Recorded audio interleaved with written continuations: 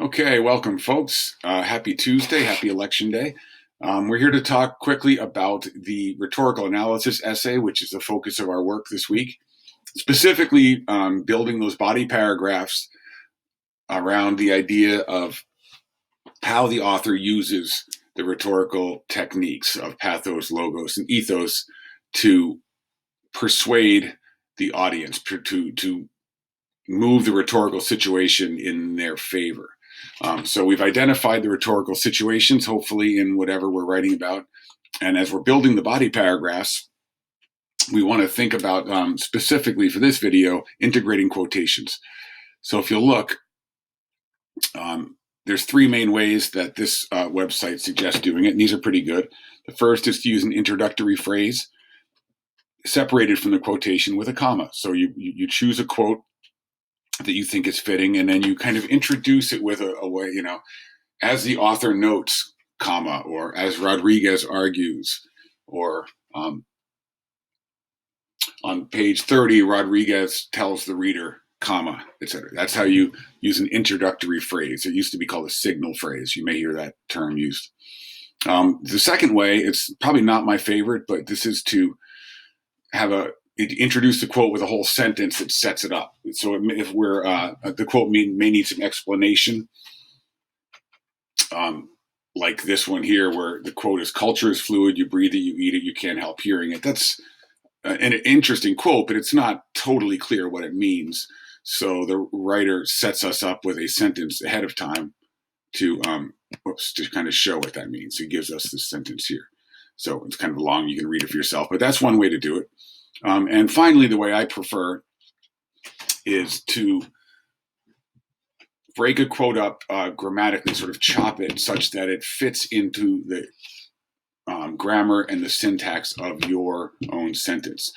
So it doesn't require a comma generally at all for introduction.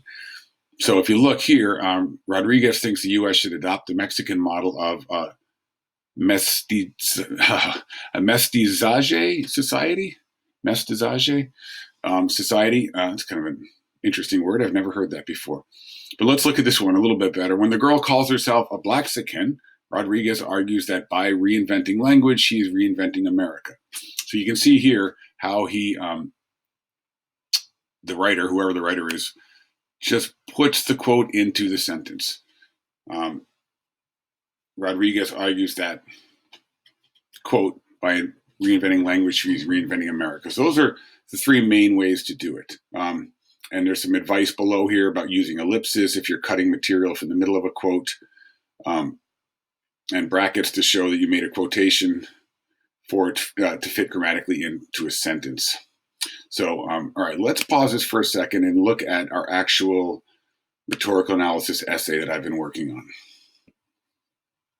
Okay, so we're back, and here is the rhetorical analysis essay I was working on with the class. You can see how in the third paragraph, where I discuss how Booker T. Washington uses logos, I have the quotation woven right in here. When he asks his audience to, quote, "cast down your bucket, ellipsis, among the 8 million Negroes whose habits you know," he is citing an imposing number. So you see this sentence right here. Whoops, that's kind of cool. Didn't know that ever.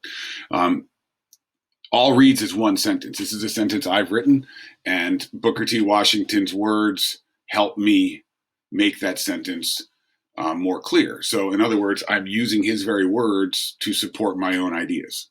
And it's much smoother that way. You don't have to do it that way. You can use one of the other two methods of integrating quotes, but I think it's really the most effective. Let's go down a little bit and see what else.